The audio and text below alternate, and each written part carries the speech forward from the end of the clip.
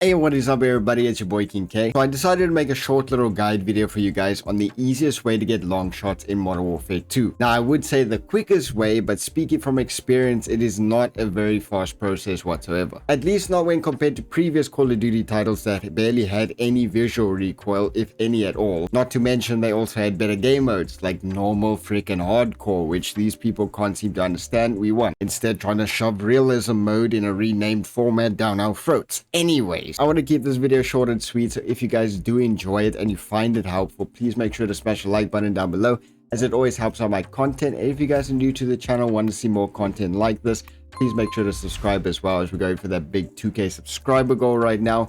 And yeah, let's get into the action, shall we? After all, you are now my darling.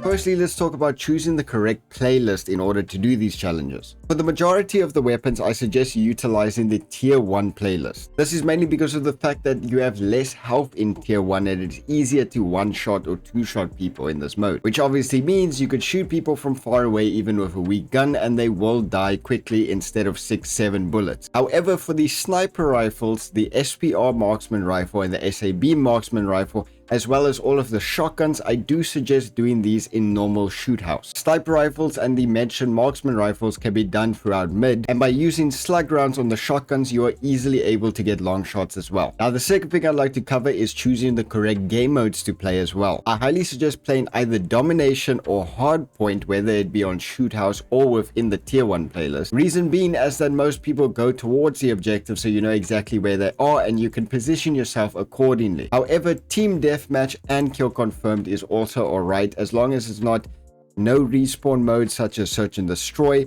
Free for all can be okay, but a bit too chaotic in terms of spawns. Control has limited live slow spawn rates, and headquarters, obviously once the point is captured, if it's your team or whether it's their team, there is no respawns until that objective is neutralized. Now for the third thing I'd like to cover is your map choices, because obviously you don't want to be stuck on a map and wasting your time trying to get long shots when you cannot get long shots. Obviously outside of shoot house, the tier 1 playlist contains all of the maps including shoot house itself. Generally speaking, you want to only be playing on the following maps. Firstly, Tarak is a really good map for this.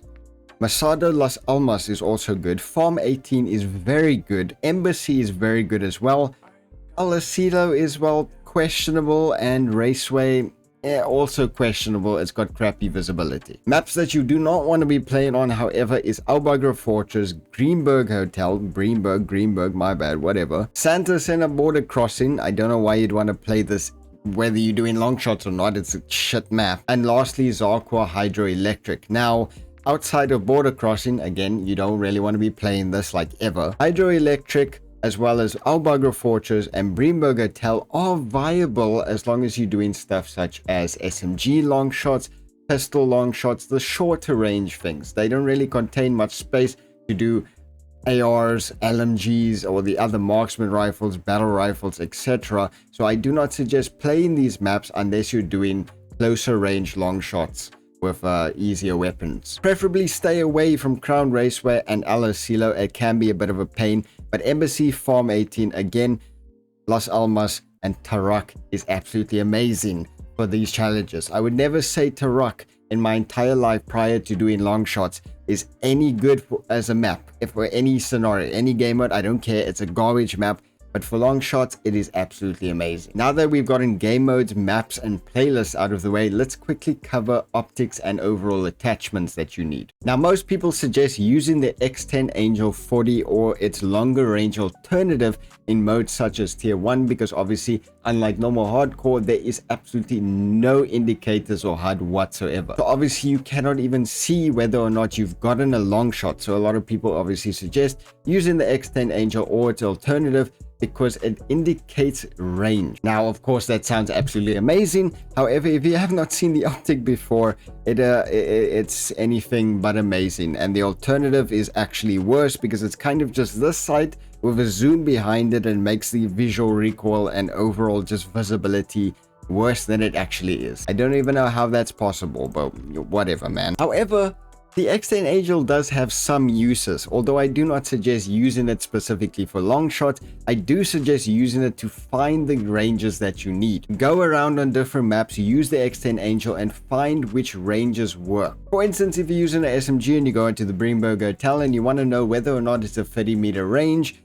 you could use this to figure that out exactly, and then rather use a different optic to shoot people at that range instead of just struggling with this optic. There are, however, 3 optics that I highly suggest using specifically for long shots. The first one being the SZ-SRO7, SRO7, whatever, man, names are hard. It really weakens the effect of visual recoil. It's got a good zoom in rate, and it's clean. The second optic I suggest using is the VLK 4.0, the classic ACOG. It's got really clean lines to it. It's got a good zoom of 4 times. Obviously, it's just a good optic overall for general visibility. The final optic that I suggest using is, well, it's a little bit weird, the Teplo Op 3 scope, which is a thermal scope. I know you probably didn't think this type of scope would be appearing in this list, but hey, I used it. It worked really well for me.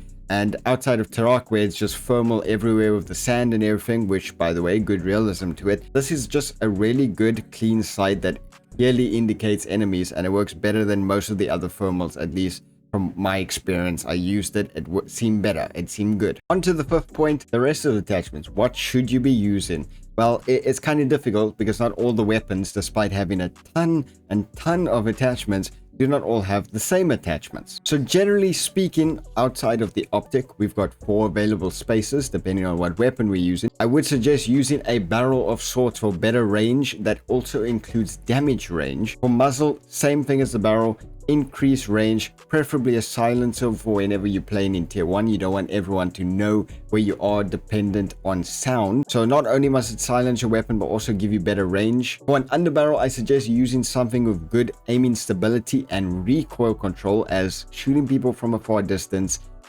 man, it's difficult with visual recoil. Ammunition is a simple one actually. You just use high velocity. That's generally all you need. High velocity, so that you don't need to lead your shots at really far ranges. This is also inclusive on marksman rifles and sniper rifles, although most of the time it's not really that necessary. For magazine, you can put on bigger mags on different weapons. I would suggest doing that on something like pistols. However, most of the time it's not really necessary because I'm going to be showing you guys a way to get the most out of your ammunition. For rear grip, instead of going for sprint of fire time or ADS speed, I also just suggest going with recoil control or flinch control. As for your stock, same thing, aiming stability, lesser aim sway, recoil control, less flinch, that type of thing. Now, the final thing I want to indicate within this guide is making use of select fire. Now, select fire, if you didn't know it's there, it's definitely there, and it's actually... Thanks a lot, game. Thank you. Okay, thanks. My mouse is now... I literally really call it... I can't, because it thinks that I'm still stuck in... Oh my gosh, I literally can't... my mouse just keeps going centered because it thinks I'm still in the firing range, even though it just kicked me out of...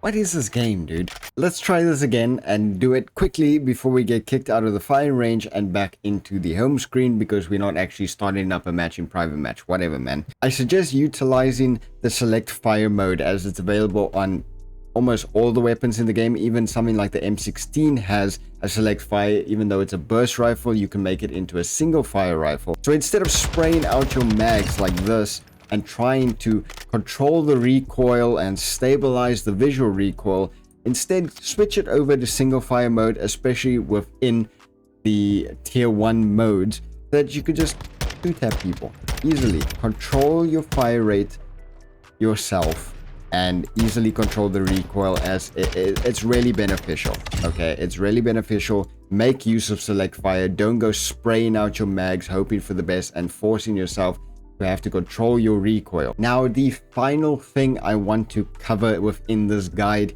is know your range. How far away do you need to be for it to be a long shot? It's important that you know exactly how far away you need to be, because you do not want to waste your time trying to shoot people from a mile away with a pistol. So let's get into it. For shotguns, you need to be 12.5 meters away. For pistols, it's 20 meters, and for SMGs, it's 30 meters. For ARs, LMGs, battle rifles, and marksman rifles, it is 38 plus meters. And finally, for sniper rifles, it is 50 meters. Of course, sometimes you're going to have to shoot from further away than you'd really like to, and that's okay. But do not go on the other side of Tarak trying to shoot a dude in a building 100 plus meters away when you only need to be 12 meters away with a shotgun. Anyways, y'all, that's gonna be all for this guide video. I really hope that I could have helped you guys out a little bit. Just take all of the steps I gave you, put it into a bundle, and make use of it as best you can. It is a slow process. It can be really frustrating at times.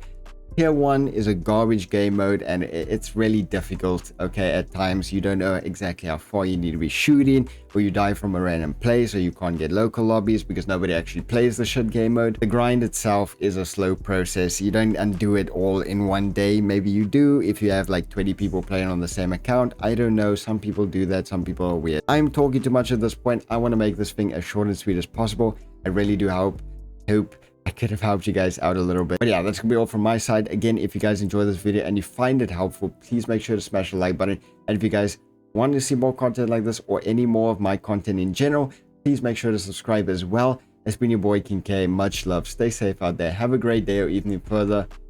Until next time. Peace.